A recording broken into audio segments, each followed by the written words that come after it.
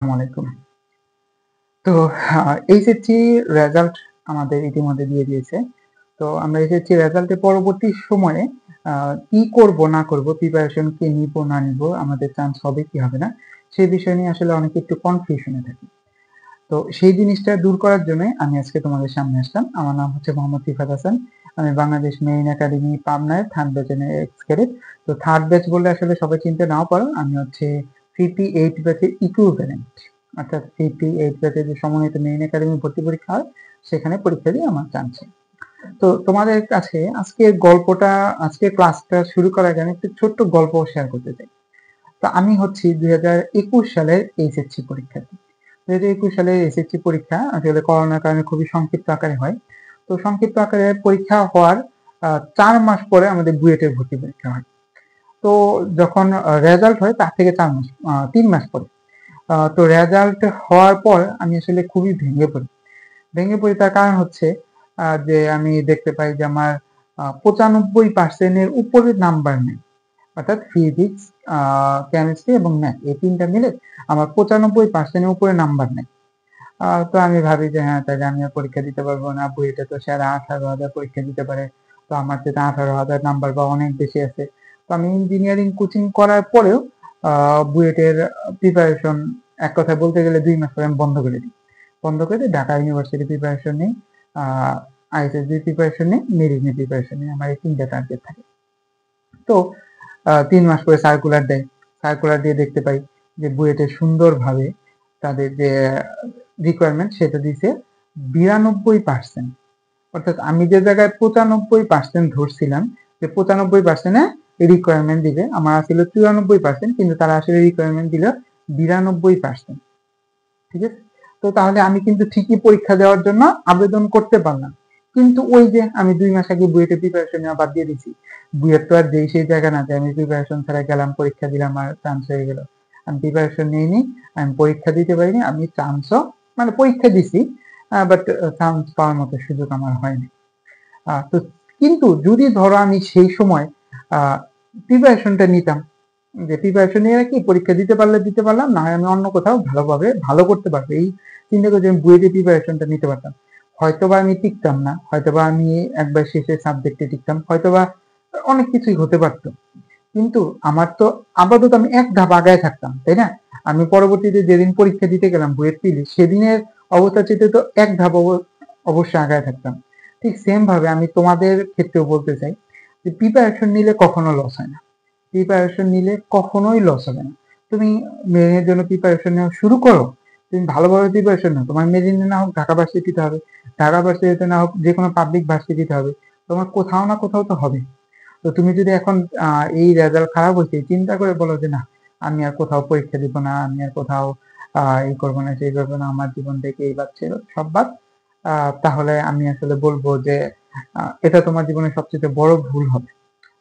হ্যাঁ, তবে অনেকেই আছে যে রেজাল্ট এতই খারাপ যে মেরিনে পরীক্ষা দিতে পারবে না। তো তাদের জন্য জিনিসটা অন্য কথায়। যেমন আমি বলবো যা 3.00 এর নিচে পাইছো ইন্টারমিডিয়েট পরীক্ষায় সায়েন্স থেকে, যারা 3.00 নিচে পাইছো, তারা প্রিপারেশন না নেওয়াটা বেটার। কারণ হচ্ছে তোমরা 3.00 নিচে যারা পাইছো তাদের পরীক্ষা দেওয়ার সম্ভাবনা কম।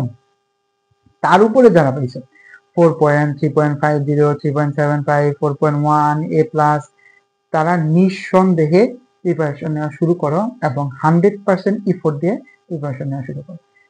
আমি আরো স্পেসিফিক ভাবে বলি, যারা ওভারঅল অর্থাৎ এইচএসসি ওভারঅল 3.50 উপরে পেয়েছো, ম্যাথে 3.50 উপরে, ফিজিক্সে 3.50 উপরে এবং ইংরেজিতে 3.0 উপরে পেয়েছো, তারা 100% প্রিপারেশন নেওয়া শুরু করো।